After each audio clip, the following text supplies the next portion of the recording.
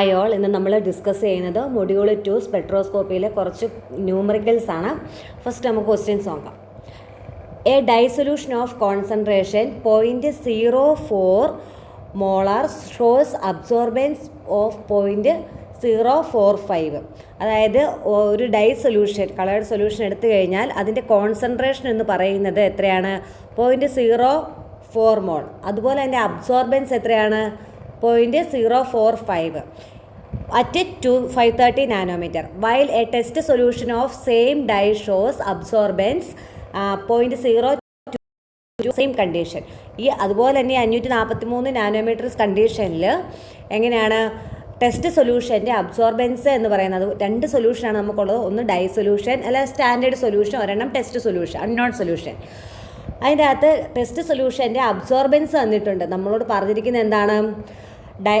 Test സൊല്യൂഷൻ്റെ concentration കണ്ടുപിടിക്കാൻ. അതായത് രണ്ട് അബ്സോർബൻസും ഒരു കോൺസെൻട്രേഷനും ഉണ്ട് എങ്കിൽ അൺനോൺ കോൺസെൻട്രേഷൻ കണ്ടുപിടിക്കാനുള്ള ഇക്വേഷൻ നമ്മൾ ആപ്ലിക്കേഷൻസ് ഓഫ് ബീർ-ലാംബേർട്സ് ലോയ്ക്കകത്ത് പഠിച്ചാണ്. എങ്ങനെയായിരുന്നു? A is equal to Beer Lambert's law എന്ന് പറയുന്ന absorbance A is equal to epsilon C into X അല്ലേ?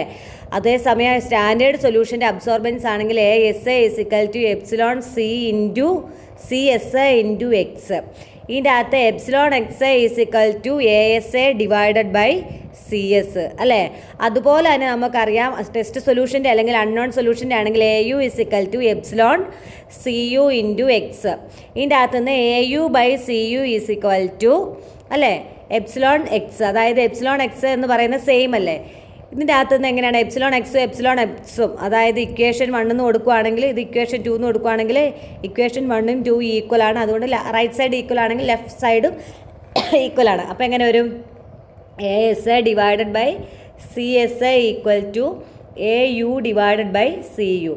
അപ്പോൾ നമുക്ക് എ എസ് എന്ന് പറയുന്ന സ്റ്റാൻഡേർഡ് സൊല്യൂഷൻ്റെ അബ്സോർബൻസാണ്. അത് നമുക്ക് 0.045 തന്നിട്ടുണ്ട് അല്ലേ?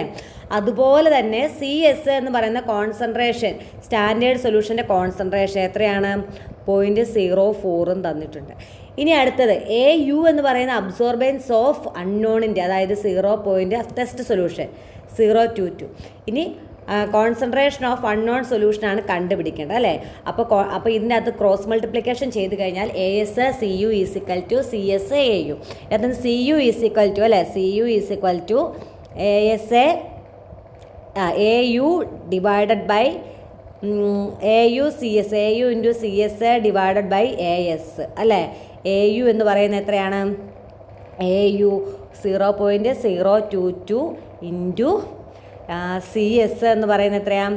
0.04 ഡിവൈഡഡ് ബൈ 0.045. അപ്പോൾ ഇത് ഗുണിച്ച് ഡിവൈഡ് ചെയ്ത് കഴിയുമ്പോഴത്തേനും കിട്ടുന്ന ആൻസർ, അതായത് കോൺസെൻട്രേഷൻ അല്ലേ? കോൺസെൻട്രേഷൻ അതിൻ്റെ യൂണിറ്റ് വരുമ്പോഴത്തേനും എത്ര വരും? മോളാർ വരും അല്ലേ? അപ്പോൾ ആൻസർ എന്ന് പറയുന്നത് 0.0195 എം എന്നാണ് ആൻസർ വരുന്നത്. ഓക്കെ, അപ്പം അതായത് നമുക്ക് ഈ ക്വസ്റ്റ്യൻ വന്നിരിക്കുന്നത് ബീർ-ലാംബേർട്സ് ലോയുടെ ആപ്ലിക്കേഷൻ്റെ അകത്തുള്ള ഇക്വേഷനിൽ നിന്നാണ് നമ്മൾ ഈ ക്വസ്റ്റ്യൻ്റെ ആൻസർ എഴുതുന്നത്. അതായത് എ ഡൈ സൊല്യൂഷൻ, അതായത് രണ്ട് കോൺസെൻട്രേഷൻ അല്ലെങ്കിൽ രണ്ട് അബ്സോർബൻസും ഒരു അബ്സോർബൻസ് തന്നു കഴിഞ്ഞാൽ നാലാമത് അതായത് ടെസ്റ്റ് സൊല്യൂഷൻ്റെ കോൺസെൻട്രേഷൻ കാണാനായിട്ടുള്ള ഇക്വേഷൻ. പിന്നെ ഇതിൻ്റെ അകത്ത് ഈ 530 നാനോമീറ്റർ എന്ന് പറയുന്നത് വെറുതെ നമ്മളെ പറ്റിക്കാൻ വേണ്ടി ഇട്ടിരിക്കുന്നതാണ്. വേറെ ഇക്വേഷൻസിലോട്ടൊന്നും പോകരുത്. ഏതാണ് വരുന്നത്? A S C S A is equal to A U by C U. അതായത് സി യു കാണണമെങ്കിൽ A U C S A divided by A S. Okay, ഇനിയിപ്പോൾ അടുത്ത പ്രോബ്ലത്തിലോട്ട് പോകാം. ഇനി അടുത്ത് നോക്കിയേ, the percentage transmittance of 0.01 molar dye solution അല്ലേ? The percentage transmittance of 0.01 molar dye solution. ഈ എം എന്ന് പറയുന്ന ക്യാപിറ്റൽ ലെറ്റർ ആണ്. ഈ എം എന്ന് പറയുന്നത് 0.01 മോളാർ എന്ന് പറയുന്ന കോൺസെൻട്രേഷനാണ് അല്ലേ? ഡൈ സൊല്യൂഷൻ ഇൻ എഥനോൾ അത് എത്രയാണ് പെർസെൻറ്റേജ്? എത്രയാണ്? 20% in a 2 centimeter cell for light of wave length 5000 അല്ലേ ആങ്സ്ട്രോം അല്ലേ? പിന്നെ അടുത്ത എന്താ പറഞ്ഞേക്കുന്നത്? Find the absorbance and molar absorption coefficient. ഇതിനകത്ത് നമ്മളോട് കണ്ടുപിടിക്കാൻ പറഞ്ഞേക്കുന്ന അബ്സോർബൻസും കണ്ടുപിടിക്കാൻ പറഞ്ഞിട്ടുണ്ട്, മോളാർ അബ്സോർപ്റ്റിവിറ്റി കോയിഫിഷ്യൻ്റ് കണ്ടുപിടിക്കാൻ പറഞ്ഞിട്ടുണ്ട്. അതായത് നമുക്ക് ഇങ്ങനെ ഒരു ക്വസ്റ്റ്യൻ അബ്സോർബൻസ് തന്നിട്ടുണ്ട്, അബ്സോർബൻസ് കണ്ടുപിടിക്കാനും പെർസെൻറ്റേജും ഒക്കെ തന്നിട്ടുണ്ടെങ്കിൽ നമ്മൾ ബീർ-ലാംബേർട്സ് ലോയുടെ A is equal to epsilon C into x എന്ന് പറയുന്ന ഇക്വേഷൻ എടുക്കാം. ഈ ഒന്നുകിൽ ഈ ഇക്വേഷൻ വഴിയാണ് നമ്മൾ ചെയ്യുന്നത്, അല്ലെങ്കിൽ വേറൊരു ഇക്വേഷനും കൂടി ഉണ്ട്. A is equal to log I0 by I. I0 എന്ന് പറയുന്നത് ഇൻറ്റൻസിറ്റി ഓഫ് ഇൻസിഡൻറ്റ് റേഡിയേഷനാണ്. ഇൻറ്റൻസിറ്റി ഓഫ് അല്ലെങ്കിൽ ഇൻസിഡൻറ്റ് റേഡിയേഷൻ, ഇൻറ്റൻസിറ്റി എന്ന് എഴുതാം, ഇൻറ്റൻസിറ്റി ഓഫ് ഇൻസിഡൻറ്റ് റേഡിയേഷൻ. അത് നമുക്ക് പറയുന്നത് എപ്പോഴും 100% ആയിരിക്കും എപ്പോഴും I0 എന്ന് പറയുന്നത് വരുന്നത്. ഇനി I എന്ന് പറയുന്നത് ട്രാൻസ്മിറ്റഡ് റേഡിയേഷൻ്റെ ഇൻറ്റൻസിറ്റിയാണ്. ട്രാൻസ്മിറ്റഡ് റേഡിയേഷൻ്റെ ഇൻറ്റൻസിറ്റിയാണ് ഏതെന്ന് പറയുന്നത്, ട്രാൻസ്മിറ്റഡ് റേഡിയേഷൻ്റെ ഇൻറ്റൻസിറ്റിയാണ് ഏത്, I എന്ന് പറയുന്നത്. അതാണ് നമുക്ക് ഈ 100%, അതായത് ഒരു സെല്ലിൽ കൂടെ ഒരു സെല്ല്, അതായത് 2 സെൻറ്റിമീറ്റർ സെല്ലെന്ന് പറയുന്ന ഒരു ട്യൂബ്, സെല്ലിൽ കൂടെ എന്താണ് 2 സെൻറ്റിമീറ്റർ ഇതുള്ള ലെങ്ത്തുള്ള സെല്ലിൽ കൂടെ എന്ത് ചെയ്യുന്നു, ലൈറ്റ് 100% പാസ് ചെയ്യിക്കുന്നു. നമുക്ക് ഇറങ്ങി വന്നത് 20% ട്രാൻസ്മിറ്റ് ചെയ്ത് വന്നിട്ടുള്ള ഇൻറ്റൻസിറ്റി. ഇതിൻ്റെ അകത്തുനിന്ന് ഫൈൻഡ് അബ്സോർബൻസ്. നമുക്ക് ഇതിൻ്റെ അകത്ത് കണ്ടുപിടിക്കേണ്ടത് ഒരെണ്ണം അബ്സോർബൻസ് കാണാനുമാണ്, ഒരെണ്ണം മോളാർ അബ്സോർപ്റ്റിവിറ്റി കോയിഫിഷ്യൻ്റ്. ഈ മോളാർ അബ്സോർപ്റ്റിവിറ്റി കോയിഫിഷ്യൻ്റ് എന്ന് പറയുന്നത് എപ്സിലോണാണ്. എക്സ് എന്ന് പറയുന്നത് എന്താണോ സെൻറ്റിമീറ്ററിൽ തന്നിരിക്കുന്നത് അതാണ് എക്സ്, നമ്മുടെ 2 സെൻറ്റിമീറ്റർ തിക്നെസ് ആണ്. സി എന്ന് പറയുന്ന കോൺസെൻട്രേഷൻ ഓഫ് ദ സൊല്യൂഷൻ, അതായത് 0.01 എമ്മിൽ തന്നിരിക്കുന്ന കോൺസെൻട്രേഷൻ. അബ്സോർബൻസ് നമുക്ക് ഈ ഇക്വേഷൻ വെച്ച് കണ്ടുപിടിക്കുക അല്ലേ. A is equal to log I0 by I എന്ന് പറയുമ്പം A is equal to log I0 എന്ന് പറയുന്നത് 100 ഡിവൈഡഡ് ബൈ 20 ചെയ്ത് കഴിഞ്ഞാൽ, കാൽക്കുലേറ്ററിലെടുത്ത് ചെയ്ത് കഴിയുമ്പോൾ നമുക്ക് കിട്ടുന്ന ആൻസർ എന്ന് പറയുന്നത് 0.6989 ആണ്. അല്ലെങ്കിൽ 0.699 എന്ന് എഴുതുക. അബ്സോർബൻസിന് യൂണിറ്റ് ഇല്ല, ഇങ്ങനെ എഴുതി വെക്കുക. ഓക്കെ. ഇനി അടുത്തെന്ന് പറയുന്നത് ഈ അബ്സോർബൻസ് കിട്ടി അതിൽ നിന്ന് നമ്മൾ എന്ത് കണ്ടുപിടിക്കുക, എപ്സിലോൺ കണ്ടുപിടിക്കുക. അപ്പോൾ നമ്മൾ ഈ മുകളിലത്തെ ഇക്വേഷൻ വെച്ചിട്ട് എന്ത് ചെയ്യുക, epsilon is equal to A divided by CX എന്ന് എഴുതുക. A എത്രയാണ് നമ്മുടെ 0.6989 ഡിവൈഡഡ് ബൈ C എന്ന് പറയുന്നത് കോൺസെൻട്രേഷൻ അല്ലേ, 0.01 മോളാർ കോൺസെൻട്രേഷൻ ഇൻറ്റു നമ്മുടെ പിന്നെ അടുത്ത ഏതാണ് എക്സ് എന്ന് പറയുന്ന സെൻറ്റിമീറ്ററിൽ ഏതാണോ തന്നിരിക്കുന്നത് അത് എഴുതുക, സെൻറ്റിമീറ്റർ 2 സെൻറ്റിമീറ്റർ അല്ലേ. ഇനി ഇതിൻ്റെ അകത്ത് ആൻസർ എന്ന് പറയുന്നത് 0.6989 divided by 0.6989 divided by C എന്ന് പറയുമ്പോൾ 0.01 പിന്നെ 2 സെൻറ്റിമീറ്റർ. ഇനി നമ്മൾ ഇതൊന്നും മാറ്റി വേണ്ട, സൈൻ ഇത് യൂണിറ്റ് ഒന്നും അങ്ങോട്ട് കൺവേർട്ട് ചെയ്യുമൊന്നും വേണ്ട, നേരെ അങ്ങ് എഴുതിയാൽ മതി. നമുക്ക് കിട്ടുന്ന ആൻസർ എന്ന് പറയുന്നത് 34.94 ഇൻറ്റു അല്ലെങ്കിൽ സെൻറ്റിമീറ്റർ. ഈ സെൻറ്റിമീറ്റർ തന്നെയല്ലേ ഇവിടെ കിടക്കുന്നത്, സെൻറ്റിമീറ്റർ മുകളിലോട്ട്, അതായത് ഇവിടെ കിടക്കുന്ന സെൻറ്റിമീറ്റർ ഇതിലോട്ട് പോകുമ്പോൾ സെൻറ്റിമീറ്റർ റേസ് ടു -1, അതുപോലെ തന്നെ മോളിൻ്റെ M റേസ് ടു -1 ഇങ്ങനെ അങ്ങ് എഴുതിയാൽ മതി. ഓക്കെ.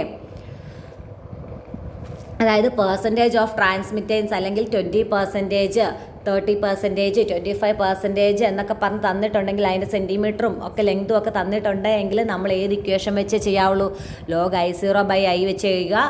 അതിന് ശേഷം എന്ത് ചെയ്യുക, ആ അബ്സോർബൻസ് നമ്മുടെ A is equal to epsilon CX ഇട്ട് കൊടുക്കുക. അതിൽ നിന്ന് എന്ത് ചെയ്യുക, എപ്സിലോൺ കണ്ടുപിടിക്കുക. മോളാർ അബ്സോർപ്റ്റിവിറ്റി കോയിഫിഷ്യൻ്റ് ആണ് എപ്സിലോൺ എന്ന് പറയുന്നത്. ഓക്കെ. ഇൻസിഡൻറ്റ് റേഡിയേഷൻ്റെ ഇൻറ്റൻസിറ്റി എന്ന് പറയുന്നത് 100% ആണ്. അത് ട്രാൻസ്മിറ്റ് ചെയ്ത് വരുമ്പോഴുള്ളതാണ് നമ്മുടെ ക്വസ്റ്റ്യനകത്ത് തരുന്നത്. മറ്റേത് നമുക്ക് തരത്തില്ല, 100% തന്നെ നമ്മൾ എഴുതുക. ഓക്കെ.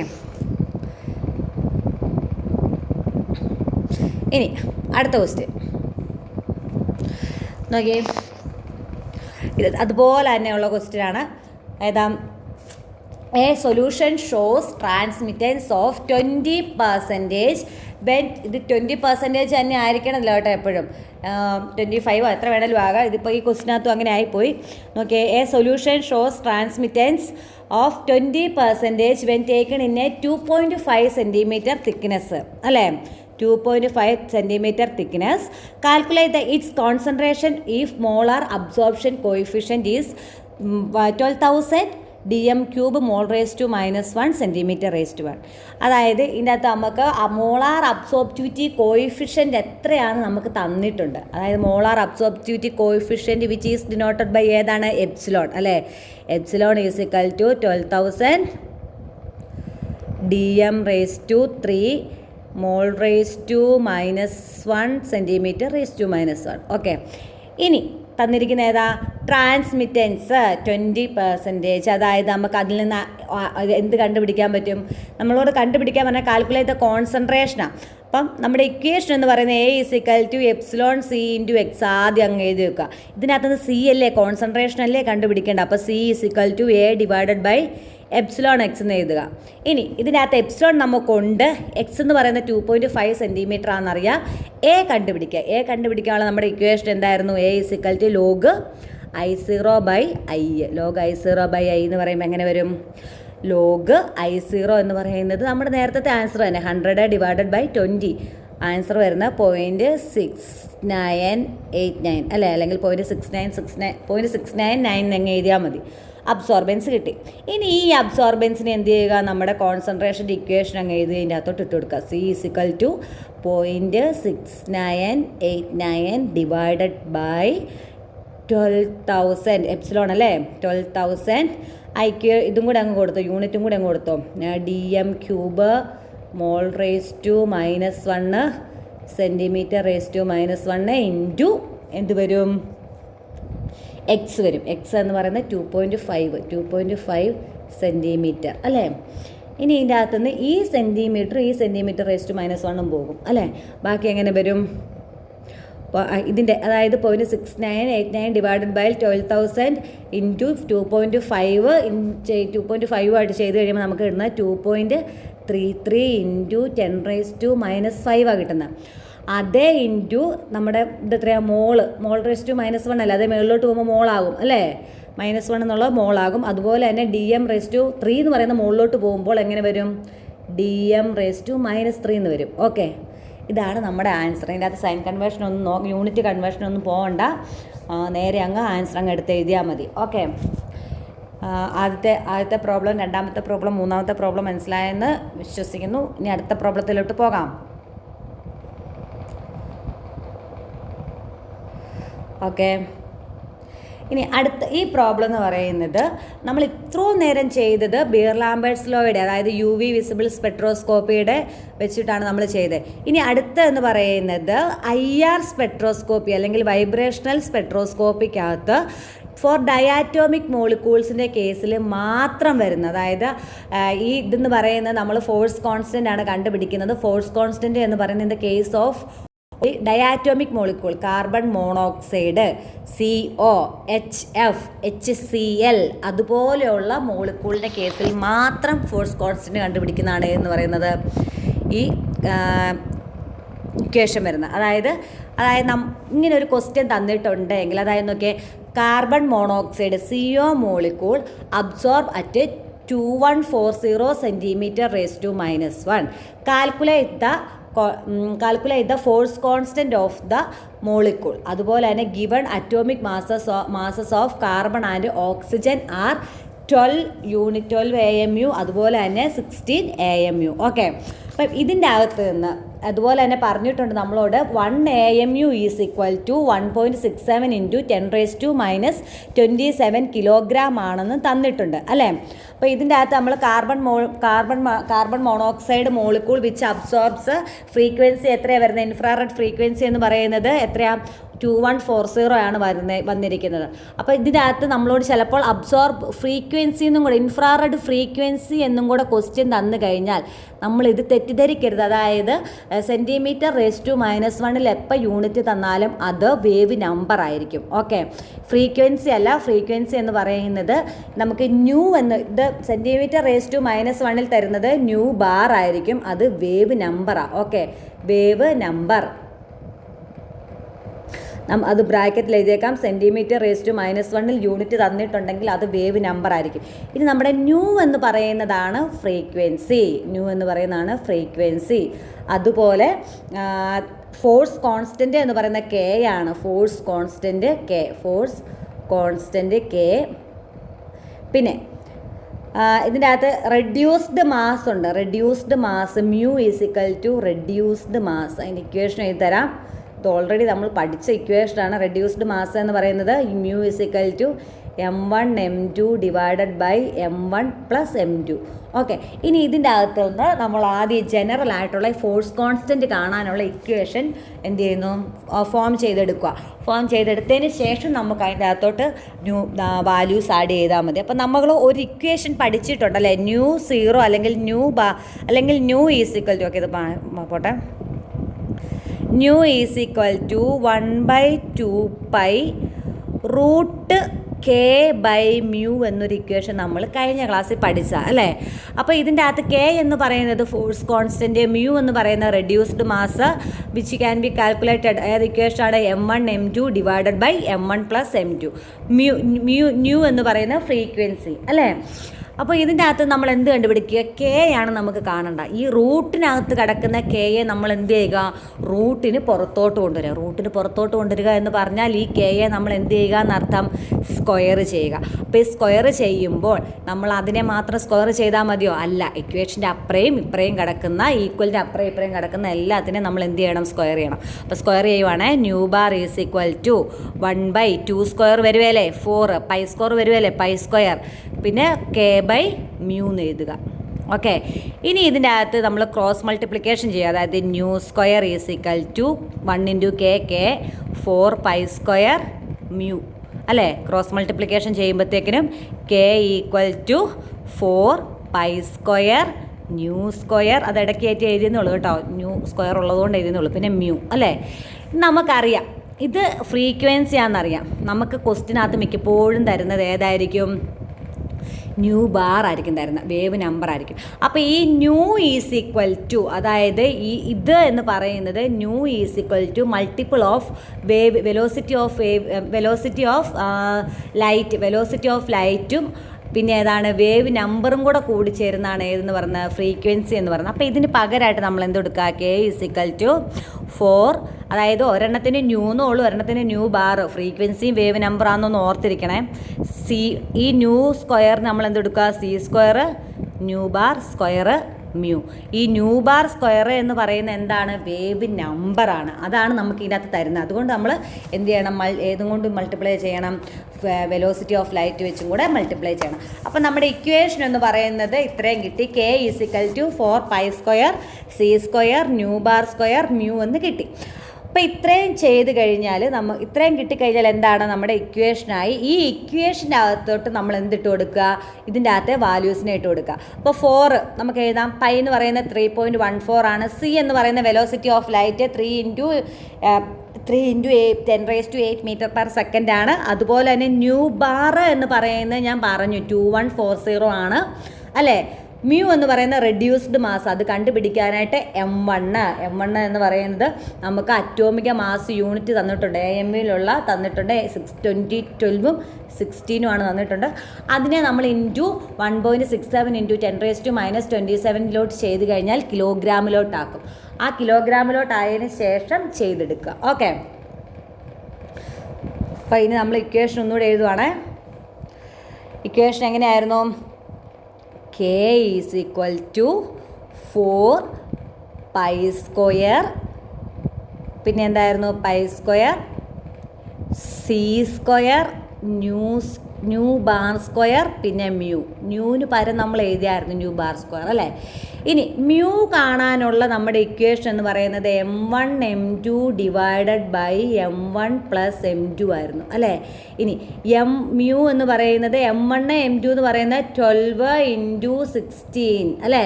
12 × 16 ഡിവൈഡഡ് ബൈ 12 + 16 ഒന്നുകിൽ ഇതിനെ എല്ലാത്തിനെയും കൂടെ 1.6 അല്ലെ കോമൺ ആയിട്ട് ചെയ്യുക ഇൻറ്റു 1.67 × 10⁻⁻27 എഴുതിയിട്ട് കിലോഗ്രാമെന്നും കൂടെ ഇട്ടേക്കണം കേട്ടോ. ഇച്ചിരി മാറ്റിയിട്ടേക്കണം, കിലോഗ്രാമിലോട്ടാക്കുക. ഓക്കെ, ഇനി ആ കിട്ടുന്ന ആൻസർ എന്ന് പറയുന്നത് 1 അതായത് 1.138 ഇൻറ്റു ഒന്ന് ചെയ്ത് നോക്കണേ. 1.3 × -26 കിലോഗ്രാമിലാണ് ആൻസർ വരുന്നത്. 1.138 × 10⁻⁻26. ഇനി എന്ത് ചെയ്യുക? ഈ വാല്യൂ എന്ന് പറയുന്നത് നമ്മൾ ഇതിലോട്ട് ഇട്ട് കൊടുക്കുക ചെയ്യുന്നത് അല്ലേ. അപ്പോൾ കെ ഈസ് ഈക്വൽ ടു ഇവിടെ എഴുതുവാണേ 4 × 3.14 ആണ് എന്തെന്ന് പറയുന്നത്? പൈ എന്ന് പറയുന്നത് അതിൻ്റെ സ്ക്വയർ ഇൻറ്റു 3 × 10⁸ മീറ്റർ പെർ സെക്കൻഡിൻ്റെ സ്ക്വയർ അല്ലേ, square 3 × 10⁸ metre per second square. പിന്നെ അതുപോലെ തന്നെ എന്തുണ്ട്, ന്യൂ ബാർ എന്ന് പറയുന്നത് എന്താണ്, 2140. അതിനെ മീറ്ററിലോട്ടാക്കണം. ഇത് സെൻറ്റിമീറ്ററിനെ മീറ്ററിലോട്ടാക്കണമെങ്കിൽ എന്താണ് ഇതിനകത്ത് ഏതാ കിടക്കുന്നത്, ഡിവൈഡ് ചെയ്യുക. അതേസമയം cm⁻⁻1 ആണ്, അത് ഇതിൽ ഇൻവേഴ്സിലോട്ട് m⁻⁻1 2, അതായത് 100 കൊണ്ട് ഇതാകുന്നതിന് പകരം എന്താകും, 2 0 എക്സ്ട്രാ വരും അല്ലേ. അപ്പോൾ 21400 അല്ലേ m⁻⁻1 ഇതിൻ്റെയും സ്ക്വയർ, m⁻⁻1ൻ്റെയും സ്ക്വയർ. ഓക്കെ, ഇൻറ്റു ഇതിനകത്ത് ഇടയില്ലാത്തതുകൊണ്ടാണ് ഇതിൻ്റെ ആൻസർ മ്യൂ അല്ലേ, പിന്നെ 1.138 × 10⁻26 കിലോഗ്രാം. ഇത്രയും ചെയ്ത് വരുമ്പോൾ നമുക്ക് കിട്ടുന്ന ആൻസർ എന്ന് പറയുന്നത് 14 K = 1849. ഇത് നമ്മൾ 1849, അതുപോലെ തന്നെ ഇതിൻ്റെ അകത്ത് കിലോഗ്രാം ഉണ്ട്, മീറ്റർ പെർ സെക്കൻഡ് ഉണ്ട്. ഇതെല്ലാം കൂടെ നമ്മൾ ചെയ്ത് വരുമ്പോൾ, അല്ലെങ്കിൽ ഫോഴ്സ് കോൺസ്റ്റൻറ്റിൻ്റെ യൂണിറ്റ് എന്ന് പറയുന്നത് ന്യൂട്ടൺ m⁻⁻1. ലാസ്റ്റ് ആൻസർ എഴുതിയിട്ട്, അല്ലെങ്കിൽ ഇത് മാത്രം അങ്ങ് എഴുതിയാലും കുഴപ്പമില്ല. ഈ യൂണിറ്റുകൾ നമ്മൾ അതുപോലെ തന്നെ ചെയ്ത് നമ്മൾ നേരത്തെ കണക്ക് ചെയ്തില്ല, അതുപോലെ തന്നെ ചെയ്ത് കൊണ്ടുവന്ന് മുകളിലോട്ട് ഇതാക്കണമെങ്കിൽ -1 +1 ഒക്കെയാണ് ക്യാൻസലാക്കി കളഞ്ഞിട്ട് എഴുതിയാലും ഒരു കുഴപ്പമില്ല. അല്ല എങ്കിൽ നിങ്ങളൊന്ന് ഓർത്തിരിക്കുക, K = എന്ന് പറയുന്നത് ന്യൂട്ടൺ പെർ മീറ്റർ ആണ് ഫോഴ്സ് കോൺസ്റ്റൻറ്റ് യൂണിറ്റ് എന്നത്. ഇതെല്ലാം കൂടെ കൂട്ടി ഇപ്പം ഇതിൻ്റെ അകത്ത് പോയിൻ്റൊക്കെ മാറി ഇച്ചിരി വന്നാലും വലിയ പ്രശ്നമില്ല, നമുക്ക് ആൻസർ ഇത് തന്നെ കിട്ടും. ഓക്കെ, എന്തായാലും ഇതിന് ആൻസർ കിട്ടുന്നത് നിങ്ങളൊന്ന് ചെയ്ത് നോക്കുക. അതുപോലെ തന്നെ ഇപ്പം നിങ്ങൾക്ക് കിട്ടുന്ന ആൻസർ ഇത് കിട്ടിയിട്ട് ഇതിൻ്റെ അകത്ത് നിന്ന് കിട്ടുന്ന ആൻസർ, അതുപോലെ തന്നെ ആ മീറ്റർ പെർ സെക്കൻഡ് സ്ക്വയർ അതും എല്ലാം ഒരുമിച്ച് എഴുതിയാലും, ക്യാൻസൽ ആക്കേണ്ടതിനെ ക്യാൻസൽ അതെല്ലാം കൂടെ കിലോഗ്രാം എല്ലാം കൂടെ ഒരുമിച്ച് ഒരു യൂണിറ്റ് എഴുതിയാലും ഒരു പ്രശ്നവുമില്ല. അല്ല എങ്കിൽ ന്യൂട്ടൺ പെർ മീറ്ററിന് എഴുതുക. അതുപോലെ തന്നെ നിങ്ങൾക്കൊരു ക്വസ്റ്റ്യൻ ചെയ്ത് നോക്കാനായിട്ടുണ്ട്, ഇത് നിങ്ങൾ തന്നെ ഒന്ന് ചെയ്ത് നോക്കുക. കാൽക്കുലേറ്റ് ഇതുപോലെ തന്നെയാണ് വരുന്നത്. Calculate the force constant of HCl molecule if it gives IR absorption at 3050 cm⁻⁻1.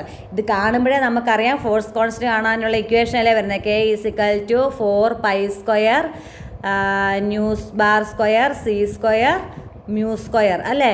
ഇതിനകത്ത് μ² കണ്ടുപിടിക്കാനായിട്ട് നമുക്കറിയാം, കണ്ടുപിടിക്കാനായിട്ട് എന്താണ്, m1 m2 / m1 + m2 ആണ് അല്ലേ. അതിൽ നിന്ന് നമ്മളിത് കണ്ടുപിടിക്കുക. ഈ ക്വസ്റ്റിനകത്ത് തന്നിട്ടില്ല കിലോഗ്രാമിലോട്ടാക്കാൻ. അപ്പം നമ്മൾ എന്ത് ചെയ്യണം, 1.67 × 10⁻⁻27 കിലോഗ്രാം എന്നുള്ളത് കാണാതെ പഠിച്ചുകൊണ്ട് പോകണം. ഓക്കെ, അതുപോലെ തന്നെ നമ്മുടെ ന്യൂ ബാർ എന്ന് പറയുന്നത് എത്രയാണ്, 3050 ആണ് അല്ലേ. പിന്നെ എന്താണ്, സി നമുക്കറിയാം, 4π² വാല്യൂ അറിയാം. ഇതിനകത്തുനിന്ന് ഫോഴ്സ് കോൺസ്റ്റന്റ് കണ്ടുപിടിക്കാമല്ലേ, ഇതുപോലെ തന്നെ കണ്ടുപിടിക്കുക. ആൻസർ എന്ന് പറയുന്നത് എനിക്കൊന്ന് 530 ആ റേഞ്ചിലുള്ളതാണ് ആൻസർ വരുന്നത്. അതൊന്ന് നോക്കി കണ്ടുപിടിക്കുക. Okay, thank you.